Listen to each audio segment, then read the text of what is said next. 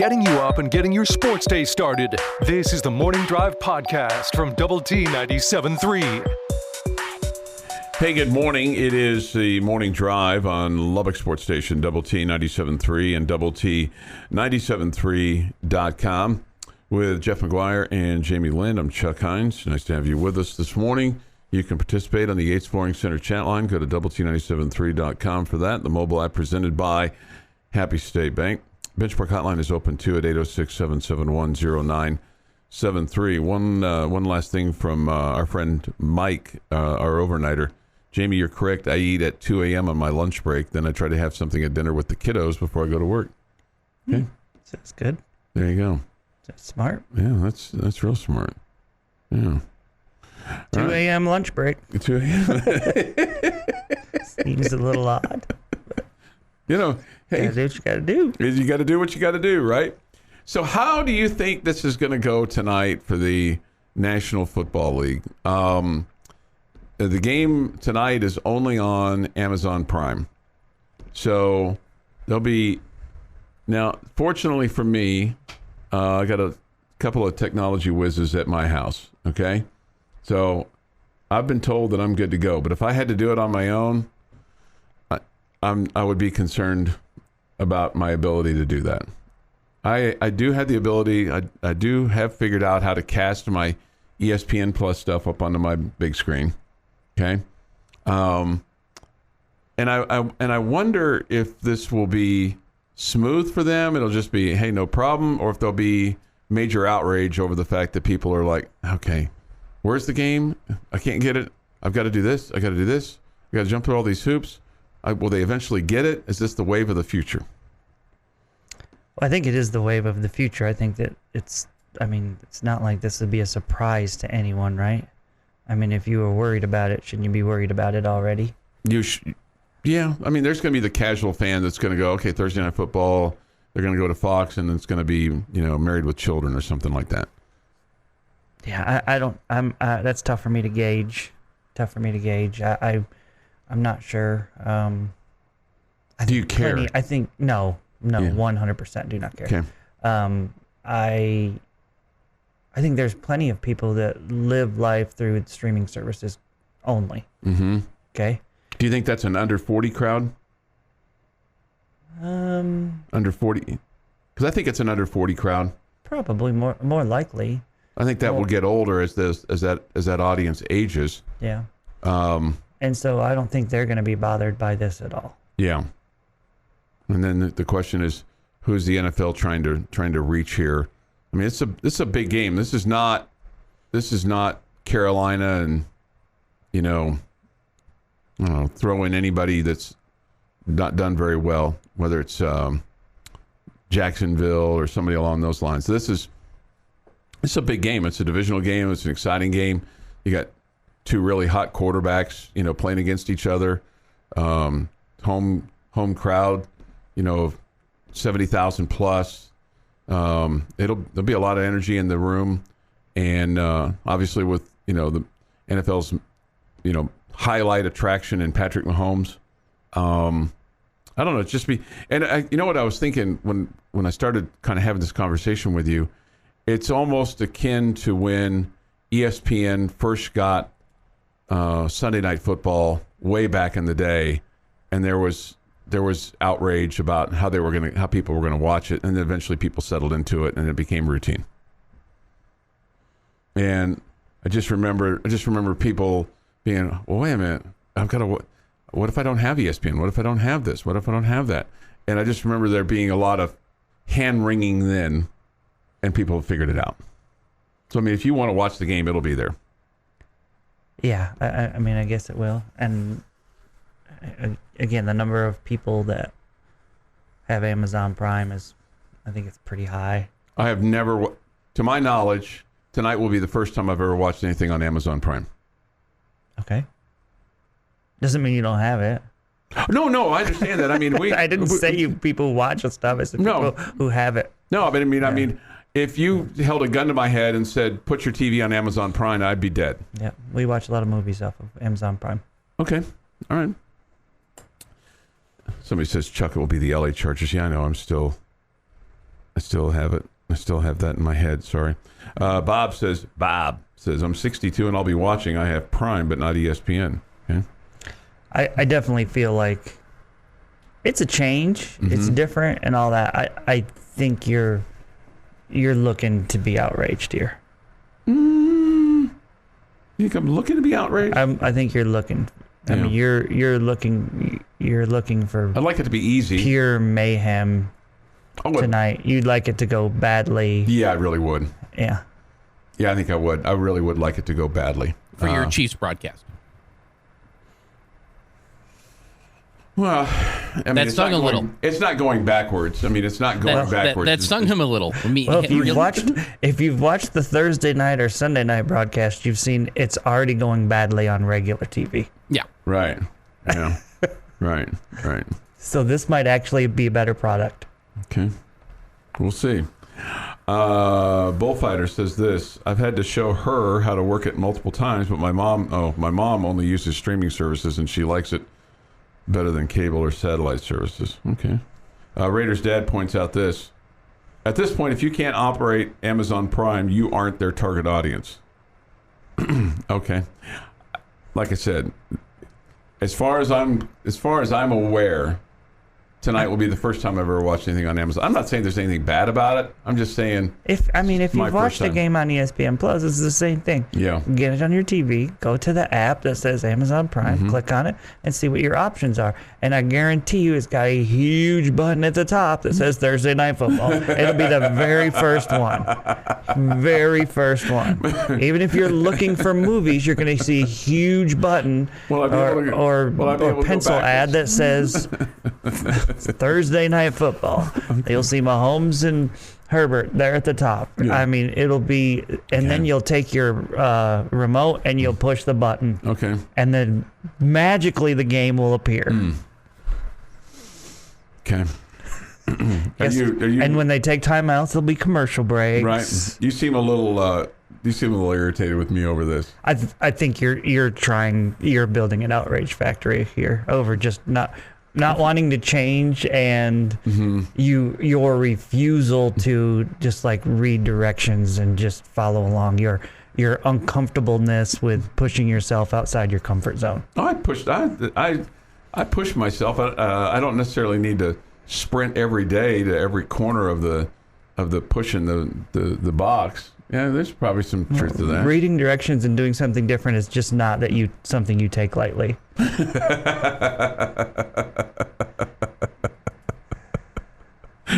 Reading directions and doing something different. We all fall into this trap, right? Like, why do we got to change? Why do we have to learn something new? Right. And there's some like, deep breath. Okay. But as adults, we go, okay, all right, I got to figure it out. I do it. I know. Okay? And sometimes I'm not very adult about it. And when you're 6, you're like, no! And you throw a temper tantrum. But when we're adults, we're like, okay, I'll figure it out. And then after the first time, we're like, I wish it was the other way. After the third time, we're like, I don't even remember the other way. Yeah. It's like I feel like my life is one big password, password to everything. It's like, man, it's just sometimes it's just so frustrating. You can't do anything without a password or a PIN or anything. It's just, I know I sound really old right now. Well, that's for your safety. I know it is. I know it is. That's for your own good. It's for your own.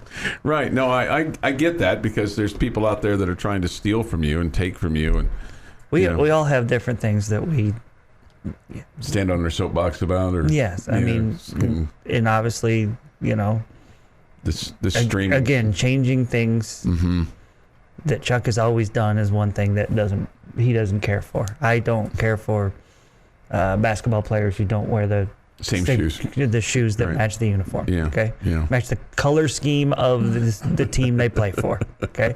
That's one thing I cannot stand. Right. Okay. Right.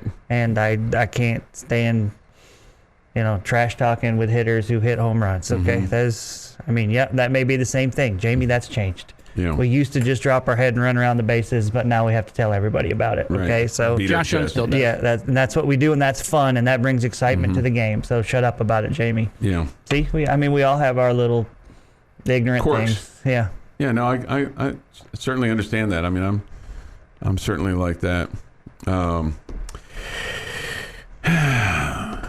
But we do get Al Michaels or maybe tonight. somebody could say even NIL would be one that, I've had issues with as well. It's going to be a little weird though seeing Al Michaels without Chris Collinsworth. He's got a new partner tonight, but I'm sure he'll, like he said when he was on the Dan Patrick Show on Double T 97.3 a few weeks ago. There's really nothing different about this. The game is the focus. And so the game will be great tonight, Chiefs and Chargers. We'll have it on the radio for you, too, on Double T 97.3 at 7. Big plays and even bigger laughs. This is the Morning Drive Podcast from Double T 97.3. Raiders' dad, who's driving this morning, and challenged me to be, really on top of my game today. So I don't know if I am yet or not. He says this: I will reluctantly agree with Chuck. I hate how many passwords I have to remember. It's Deacon 1 at the house when we get logged off of one of the services trying to figure out what the password is. I think it's DEF CON. Oh, okay, DEF CON. Yeah, that makes sense. Yeah, but it's spelled corrected to Deacon. But yeah, DEF CON. Yeah, that makes way more sense. I would have read the same thing, Chuck. That's a good catch, Jeff. Thank you, That's Jeff. good. Well, I've been at DEF CON 1 more than I would like to admit. I was at it yesterday trying to figure something out, and it's like, oh, man, this is just so challenging.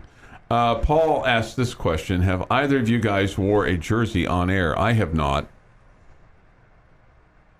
I don't have a problem if somebody wants to do it. That's their deal. I only have a couple of jerseys.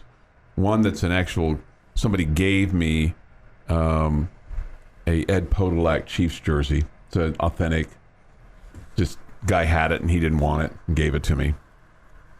And I bought one other, but if somebody wants to, have you ever wore a jersey on the air? I wore a Rayford Young first day of the NCAA tournament last year. Okay, that's very nice. Here, sitting next to you. Well, I just didn't remember it. Yeah, no, that's fine. Yeah, just didn't remember it. I was thinking that there was part of me that thought that you had, and then there was a part of me that's like, well, I have a decent amount of jerseys. I hardly wear them as much as I used to, but like when I go to a Yankees game in Arlington or wherever, I usually rock a Jeter jersey of some sort. Brandon, this is a fair comment, and I recognize that. Chuck is sounding like that crusty old man that still has his first ever cell phone and refuses to get a smartphone. Quote, this phone does everything I need it to do. Well, every time I just upgraded my phone. It probably does way more than I'm even capable of even knowing what it can do. Although yesterday I missed 13 texts because it didn't send me text, and I think Monday I missed 31. So clearly I've got a problem. Part of the problem is frankly just being downtown. The cell service down here is not ideal. So what that tells me is I don't need to be in my I'm trying office. to think of a current. This would be a good take versus take question. A current technology that has upgraded our lives that we initially fought. Like, why do I have to deal with this? Why can't it just be simple? But now we're like, man, how did we live life without it? And maybe the smartphone is it. I don't know. I don't ever remember complaining when I got to that point. I mean, the technology change that has taken place since I started working in this business to where we are today is, people can give me a hard time for not adapting to change, but I've had to go through, guys my age, people of my age we've gone through a tremendous amount of technology change from when we were in, even in high school, you weren't allowed to use a calculator. You kind of think about, and I remember working at this radio station, and the boss bought me and this other guy IBM correctable ribbon electric typewriters, and we thought, man, we got everything that we need to do our job now. And you can't find a typewriter in town to save your life. So, I mean, the change that... Chuck, if you were looking for a typewriter, you should have asked me before the move. I think I found 3 of them. Okay, well, I used to like a typewriter here to type out envelopes if I was sending somebody something, and I'd have to go find it and plug it in, and I was the only guy that was doing it, and I've just kind of given up on that. I think I probably would go with, I mean, kind of what we're talking about today, just the streaming services thing. I think initially I was like, what? We got to do that. We got to pay something different now. And now Now you're all in? Now I feel like, yeah, it's just second nature now. Mm-hmm. Yeah. Somebody encourages me to get on the Wi-Fi in our building. I am. I am. I have not noticed me missing any text messages. Well, maybe it sounds like it's a me problem. Because there's some I'd like to actually miss. If we could figure out how to make that happen, I'd appreciate that.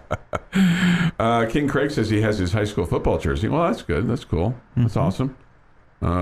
It says both home and away. Wow. Nice. Well, for the when they had a home game, his girlfriend was wearing his road one. So she wore it around school that day. Did your girl wear your basketball jersey or your baseball jersey? I don't think you do that with basketball you don't? and baseball. Okay. I think that's just a football just a football thing. Okay. Yeah. Here is a conversation starter. If you're gathering with friends in somebody's garage to drink beer and watch the ball game tonight, provided that you've got the proper connections and internet and everything to be able to watch the game in your garage. I know a lot of guys that do that. Let you in the house. Well, I know guys that do that. They kind of have their man room, or they have their garage, or they have their spot where they maybe out on their patio or whatever. Where do they put their car? Well, I mean, they can put their car in after the game is over, but I mean, okay. Unlike some of us. Let's see here. I saw this yesterday, and people are going to go, well, considering that how the game has changed and whatnot, but just let me give you 2 names, and then I'll give you another name. Patrick Mahomes with his 5 touchdown passes last Sunday, okay, against the Arizona Cardinals, now has 155 touchdown passes in his career. He has now thrown more touchdown passes than Roger Staubach at 153 and Bart Starr at 152 on the all-time list. Product of him being really good, and also, the game just being completely different. Absolutely. Mm-hmm. Absolutely. But still, though, when you think about it, Mahomes is just 26 years old. He is in his 18, 19, 20, 21, 22. This is his 5th year of starting in the NFL. He's been relatively, I know he missed a few games in over the years, but not very many. But at the end of the day, he's just 26 years old, and in the start of his 5th year starting. And like you said, there's no question the game is substantially different from, and really you could say from Starr to even Staubach, the game's different. Because Staubach played a little bit later than Starr. Yeah, no question. And Starr was, handing off left and right, but still, he threw the ball. Anyway, I just thought that was really interesting. Yeah, you really figured out that the game was so incredibly different when you started seeing guys catch 100 balls in a season. Yeah. Because even back in the 80s, yeah, right. That was just unheard of. Right. Right. Anyway, I thought that was interesting. So, you gonna use that one tonight? I am. I'm watching the game at home. I might bring that up with the troops, and then they're going to go, "Who's Bart Starr?" Some might know. King Craig says this Coach Henderson at Coronado High School wouldn't let our girlfriend wear them. Wow. Okay. Well, I don't know how that was received by the girlfriends or the players. But if that was the rule, right? Maybe he didn't want a bunch of perfume on his football jerseys. Okay, maybe. Maybe. You're not a fan of that. You think At our school, you were given a jersey that didn't have your name on the back or whatever that you could wear for games that the school owned, or you could purchase your own that had your name on the back. Okay. And so most kids' parents purchased the jerseys. Gotcha. And so they had one with their name on the back, and they could choose to do whatever they wanted with it. Change girlfriends. Hey, need my jersey back. Well, you needed the jersey back the next week. Okay. Because you had a home game. You needed that jersey. I need my jersey. 6:40 this morning on the Morning Drive. This Day in Sports History is next. Continue to take your thoughts, comments, your critiques, your maybe your issues, your gripes, maybe your joys, concerns, all those things on the Yates Flooring Center chat line on Lubbock Sports Station Double T 97.3. Recapping yesterday while looking ahead to today's sports day. This is the Morning Drive Podcast from Double T 97.3. Today is September the 15th, 2022. And here is Jeff McGuire with This Day in Sports History. See, I do need to do something real quick because I missed a big thing yesterday. So, Luda, help me out here. Yesterday's birthday. Noren Sodiase had a birthday yesterday. Got so distracted with Michael Crabtree and the catch and getting all that ready that I completely missed Noren's 27th birthday yesterday. Okay. And that was really dumb of me. So I apologize, Noren Sodiase and all the Odiases out there. Please don't find me a dark alley, please. I'm sorry. All the Odiases out there. Are we expecting you to know every Red Raiders birthday? I should know big ones, and he's a pretty big one. Okay. I've got a whole list, and I just needed to look at the next name down after Michael Crabtree. But back to this day, 1902, Chicago Cubs infielders Tinker, Evers, and Chance turned their first double play together in a 6-3 win over Cincinnati. It's funny how often their names have come up this week. Well, they were formed this week, and they turned their first double play today. I know. Which is what they were known for. And we talked about them yesterday. 1928, St. Louis Cardinals set a National League record for 18 men left on base. They still beat the Phillies 8-6 at the Baker Bowl in Philadelphia. 1946, Dodgers beat the Cubs 2-0 in 5 innings. The game was called not because of rain or darkness or, normal things that we've heard. It was called because of gnats. Gnats. It's funny, I was going to say bats, but which rhymes with gnats. 1947, Yankees clinch pennant number 15. 1950, for a record 6th time, New York Yankees first baseman Johnny Mize hits 3 home runs in a single game. Doing it once is impressive. Doing it 6 times is just showing off. 1978, Muhammad Ali beats Leon Spinks in the 15th round of for the heavyweight boxing title. Leon kind of really lived off of his big win and then couldn't stack success. Fast forward to 1990, Chicago White Sox Bobby Thigpen is the first to record 50 saves in a season. Speaking of double plays earlier, 1995, Cardinals shortstop Ozzie Smith sets a record of 1,554 double plays. And in 1996, the Texas Rangers retire their very first number. Does Chuck Hines know who it is? 34? 34 is correct. Nolan Ryan's retired today. I got 3 things for you for food. Kind of touches a lot of different bases for us. Happy National Double Cheeseburger Day. Happy Creme de Mint Day. And National Linguine Day. I'm not really into the linguine. Like the creme de mint, is that like a drink or a... It is yes. Okay. It's a liqueur. A liqueur. A mint liqueur. We had a bottle in my pantry growing up that my mom enjoyed opening the top of and just smelling. Oh, and she take getting a swig buzz out of it? No, just smelling to get the buzz. I'm not going to say my mom was a lightweight, but no, she would just pop the top and go, okay, we're good now. You kids go out and play in the street. Yeah.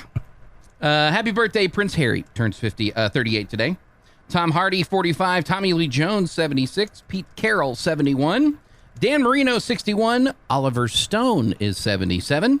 And Gaylord Perry is 84 today. How about that? And when I say the name Marilyn Monroe, what is the very first thing you picture? Happy birthday, Mr. President. In a slinky gown singing. See, that's a good answer. First thing I think of is the famous skirt scene sure. with her in the white dress. Filmed on this day in 1954. The Cat on the Hot Tin Roof? It's from 7 Year Itch. 7 Year Itch, right. Okay. It's iconic for sure, but it actually cost a marriage to one Marilyn Monroe from Joe DiMaggio. Oh, really? After he was very upset after multiple takes were used to be filmed. Mm-hmm. He thought it was very exhibitionist. Was very upset. They ended very soon after got divorced. After her death in August of 62, until the day he died in 1999, he sent flowers to her grave every single week. Every week? Wow. And that is this day in sports history. All right. 6:50 this morning here on the Morning Drive. Thoughts, comments, Yates Flooring Center chat line. Go to doublet973.com for that, or the mobile app. We'll have Red Raider football with Joey McGuire on the air tonight. And then Chiefs and Chargers from Kansas City. And then also tonight, Astros and the A's. A's have moved down to Houston after beating the Rangers last night. 6:40 on 100.7 the score. 7 o'clock the broadcast time tonight for the Astros and the A's. I do want to get into this a little bit this morning, but if you had, and you can't do this on our time, you need to do this on your time. But if you've not seen this article on ESPN yet about Joey McGuire and Jeff Traylor and their relationship and how it evolved and how basically these two high school football coaches from Texas have risen up to these big Division I jobs like Coach McGuire and Coach Traylor, it's a great read. And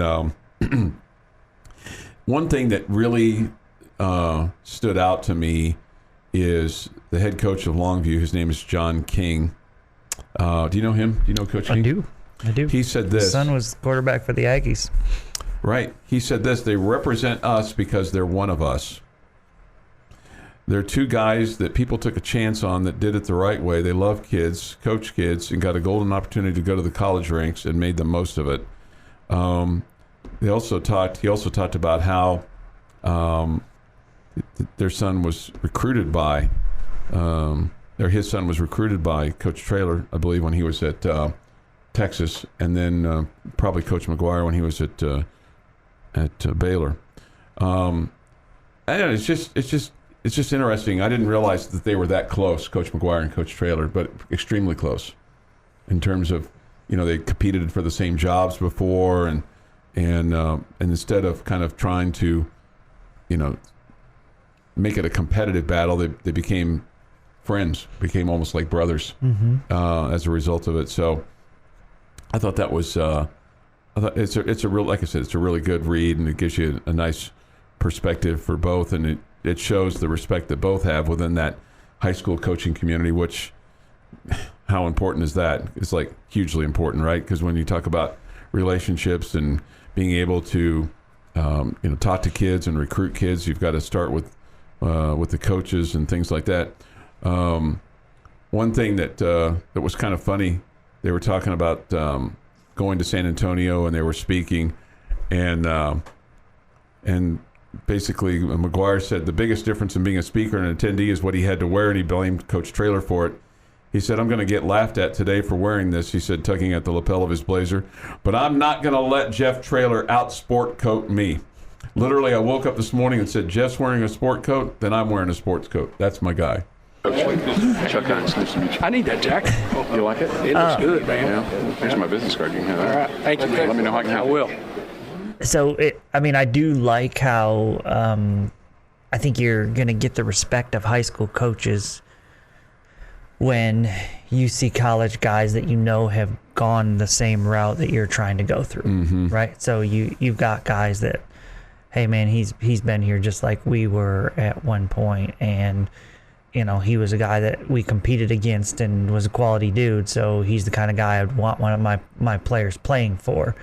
And so I surely that's got to help in the recruiting world, because those high school coaches, they have some factor in it. They're not the ultimate, but I mean, they're allowing certain guys on campus, and they're speaking highly to their players about certain guys compared to other guys. And so there's a bit of a factor there.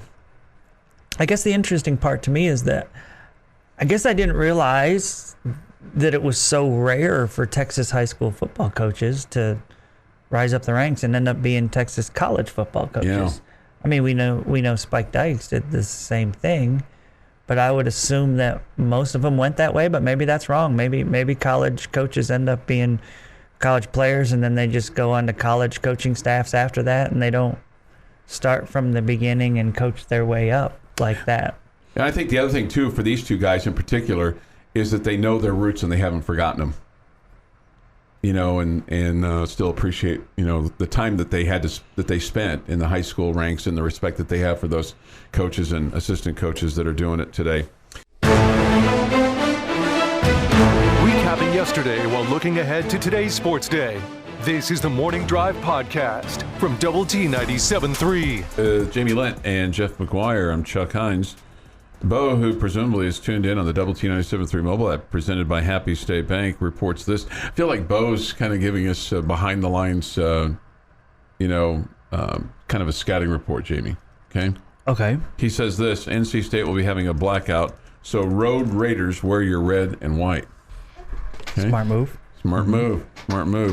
PJ reports in. He said we'll be there +3 flying out of the LBK tomorrow morning. Okay, good. We're going to need some help there, because North Carolina State goes into this game with an 11-game winning streak at Carter Finley Stadium. And this kind of surprises me. That's the 5th best active home winning streak in the FBS. Second longest in the history of Carter Finley, which opened in 1966. Clemson has the longest home streak at 35, then Oregon at 20, Alabama at 14, Georgia at 13, and NC State at 11.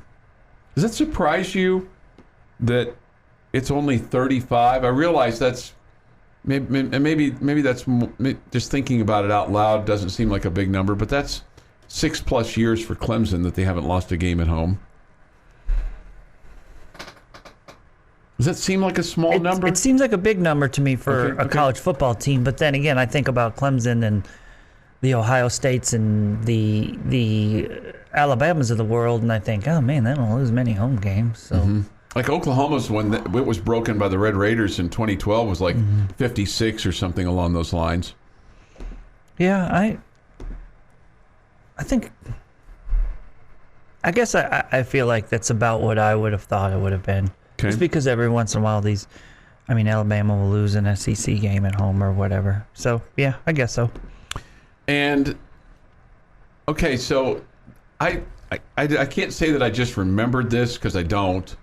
And I don't think I knew this, and if I had, I'd forgotten it.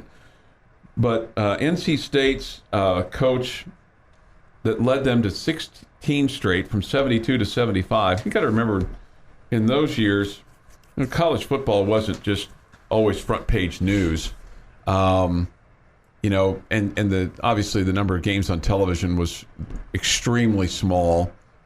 But do you know who the head coach was when they won 16 straight? At NC State? Yeah. It's a name and you're going to go, I didn't know he coached there. I do not know. Lou Holtz. Don't think I knew that. Yep. Yeah. I mean, you think about Coach Holtz being at Arkansas and, of course, at Notre Dame and, South Carolina. Those are the three that I think of. Yeah. I did not know that he coached at NC State. I didn't either. And so, but 72 to 75, they won 16 straight under Lou Holtz. So there's another little, I think, very big tidbit for you. For your parties this weekend when you gather with your buddies. Okay, hey, I know they've won 11 straight here, but did you guys know that Lou Holtz, the Notre Dame guy, coach there too? That's kind of how that would go. That's kind of how you would kind of drop that in there. It's good. Okay, it's good. Just when they aren't expecting it. Just when they're unexpecting it. All right. Let's get a little word from Coach McGuire here, especially on their quarterback for NC State. His name is Devin Leary. He rushed for 2 and threw for 4 against Charleston State the other day, or Charleston Southern, I guess. Anyway, that tied a school record for single-game touchdown responsibility. That mark is now held by him, a guy by the name of Philip Rivers, and Mike Glennon. For his career, he now has 60 touchdowns, 56 via the pass and 40 on the ground. That ties him with Philip Rivers and Russell Wilson. And actually what he did was he tied Russell Wilson and Philip Rivers last year for the single season record with 37. So remember when Russell Wilson was there, and then he, of course, transferred, opted out. But still, 37 and 37 for Devin Leary. Here's Joey McGuire on the NC State quarterback. Big arm, he can make all the throws. He's a guy that can extend the play and has played a lot of snaps, he's a guy that has played a lot of snaps. And I remember before when we were recruiting him, we thought the dude was going to be legit, and he definitely is. So we've got to continue. I was proud of our secondary from the standpoint of having a lot better eyes and eye discipline, and I think we got to do it again. That's Coach Joey McGuire. Devin Leary so far on the season, 33 of 58. He's thrown an interception, thrown for 449 yards, 5 touchdowns, longest of which was for 40 yards. From a rushing standpoint, he's only toted the ball 5 times for 22 yards. His net is 21, and so he's got, like I said, the couple touchdowns. His longest gain, 12 yards. I don't really get the impression that he's going to concern you from maybe a scramble of running it up the middle or, taking a sweep with it. But it sounds like he'll extend the play because he'll be somewhat elusive. Well, I ended up watching their game against Charleston Southern, and he impressed me with his running ability. Now, that wasn't the only thing that impressed me, but I thought he was good when he tucked the ball and ran.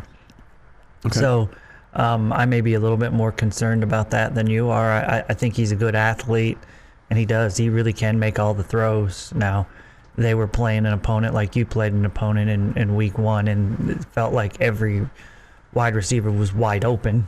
Yeah. But he looked very impressive, and he's going to be a tough one to handle. Now you've made me a little more concerned. Sorry. That's right. Yeah, I thought he looked like a really good athlete. Okay. Yeah. Here's just a little bit more. Not a speed guy or whatever, but just shifty and elusive. Yeah. Sneaky. All right. Here's a little more from Coach McGuire on Leary. Getting to play one of my favorite people in the world. Dave Dorn and I go back a long ways. He actually has a huge fingerprint on Cedar Hill. He was at Kansas in 2003, and he was the first guy to offer one of my guys whenever I was a head coach. He offered Marcus Herford, who played at Kansas, had a really good career, and we've been friends ever since. He flew me out to Wisconsin. I spoke at their clinic. We've kept each other. He's one of the first persons to text me whenever I got this job. Just a class act. He's got a connection here because he's got Ruffin McNeil on his staff, who's just one of the best people in the world. And, Texas Tech Red Raiders know what kind of guy he is. And so really excited. I can't wait to see him. I can't wait to play him, man. This is a team that plays with an incredible passion, and they play really fast, and this is going to be a great game for us, again, to see where we're at and to keep growing as a team. That's Coach Joey McGuire talking about their coach, Dave Dorn, and his relationship with him. I did think that was interesting the other day. You think about sometimes how big the world is, and then in your own individual world, sometimes it gets really small because, this person helps you with this or this person helps you with that, and they're clear across the country. And here's two guys that I didn't know that had any kind of connection until the other day when he talked about his very first player that was, signed and recruited out of Cedar Hill was by Dave Dorn. Yeah, I thought the more interesting thing there is that Coach McNeil is on the staff. I did not realize that. Okay. Yeah. Okay. So that's an interesting tidbit there. You a guy that everybody wants to root for if you're a Red Raider. But that's coaches, man. They just seems like there's always something that intertwines them together. Somebody's already coached with somebody else, or I coached with this guy and now he coaches with that guy. Right. Yeah. And, No, I'm always fascinated by players. that, There's always something that ties them together one way or another. Coach Ruffin McNeil is now a special assistant to the head coach. He had been, I think, helping with his dad, and had been at Oklahoma doing something similar with Lincoln Riley, and had been the head coach at East Carolina, his alma mater, after leaving Texas Tech. But Ruff is one of those guys that you always want to root for. Hopefully he'll be smiling after the game, but hopefully it's smiling because he's happy to see some Red Raiders. But on the inside, he'll be crying because his team will go down. Okay? He's just one of those guys that's always got a smile on his face, yep. Coach McNeil. Getting you up and getting your sports day started. This is the Morning Drive Podcast from Double T 97.3. Jamie's question of the day on Double T 97.3 is presented by Bizarre Solutions. Call them today for a free cybersecurity audit. All right, hit me. All right, today's question of the day involves your Red Raider football team. Through 2 games, which position group do you feel like has overperformed from your expectations heading into the season, and which one has underperformed? Man, I kind of feel like this is a little bit like yesterday. Because I'm going to say I think the defensive line has overperformed based on what I expected going in. And I'm going to say that the defensive backs have underperformed based on what we thought, given the number of guys that returned and kind of how things were setting up and what your expectations were going into the season through 2 weeks. Okay. I like half of Chuck's answer. Defensive line, I agree with, his overperformed for what my expectations were. Not that I didn't think they were talented, but I just didn't know. Offensive line has underperformed, and they didn't have a very high bar to cross. Last week's performance was not good for them in any way, shape, or form. Very disappointed with the offensive play so far this season. Okay, on the overperformed side of things, while I don't disagree with the defensive line, I think I had higher expectations for them than I did the linebackers. I felt like there were more question marks in the linebacking core. I think the linebackers have been really good. So I go with the linebackers as far as a group that's overperformed. As far as underperformed, to me it's the tight ends. I felt like we were going to see a lot more out of the tight ends. We love the depth, the group of guys that you have there, but Baylor Cupp, 2 catches, Henry Teeter with just 1 catch, and Mason Tharp with just 1 catch. 4 grabs through 2 games for that group. I thought they were going to be a much, much bigger factor. Okay. Yeah, I could see that. With regard to the offensive line, I guess I just felt like that there were all these question marks. We already knew that there were question marks. I don't disagree with what you're saying, that they didn't have a good game. But that's, I guess, from just all of our discussions, it just seemed like that we didn't expect any problems out of the defensive backfield. And somebody off the text line says, thought the DBs had a good game last week. Yeah, I think it was improved. It was improved, no question. I just thought that was silly me, I just thought that was a given going into the season. I didn't think that you were going to have to I didn't think you were going to have that be a question first mark. Game hiccup. First game hiccup. Yeah, that's probably better said. Yeah, especially against an FCS opponent. Yeah. And I can see your point on the linebackers and on the tight ends. Yeah, it's been very quiet. Now, is that because of the offensive line play? Or is that because the tight ends have not been able to get open? Is that because of the play selections? Part of the deal may be you have to adjust what they're doing and keep them in the block rather than send them out in patterns. I mean, it doesn't feel like they've been targeted a lot. Yeah. I mean, Tharp was targeted once last game and that was one of the big interceptions, down near the goal line, but just haven't gotten a lot from them. And again, that may be about, hey, we've got to keep in this extra blocker, or it may be that Coach Kitley is deciding, hey, we're gonna go with more receivers rather than have a tight end. Okay. All depending on which package he's putting out there. Is there a linebacker per se that has stood out to you more than others? Probably Merriweather, I guess. Yeah. Yeah. Would it be fair to say that some of the reason the tight end hasn't been as big a part of your offense is because of how much the running game has with Brooks and the splitting carries in the first game for sure, but with Brooks last game, he had a pretty decent game running the ball, and then you had your quarterback running successfully, especially in overtime too, that eliminates some of where those guys would be most effective in the red zone. Oh, I think they can be effective anywhere. No, but with the success that those guys have had, you got the big targets and the tight ends. When I think of big targets and tight end, I think of in the red zone area, getting across the goal line, the short little dump passes that get you in there and being a big target. I mean, that's fair. Yeah, they can be used there, but I mean, I think they can be used anyway. Donovan Smith set a personal record for how many? 59 attempts. Yeah. 59 attempts, and you got one catch out of the tight end position. He dropped back to throw 59 times. Yeah, that's right. And only one found the hand of a tight end.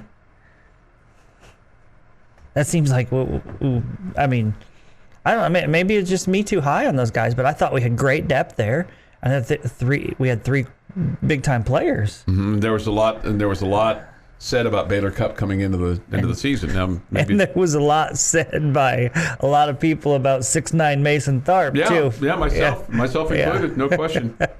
Myself included. Yeah. And he's got one catch.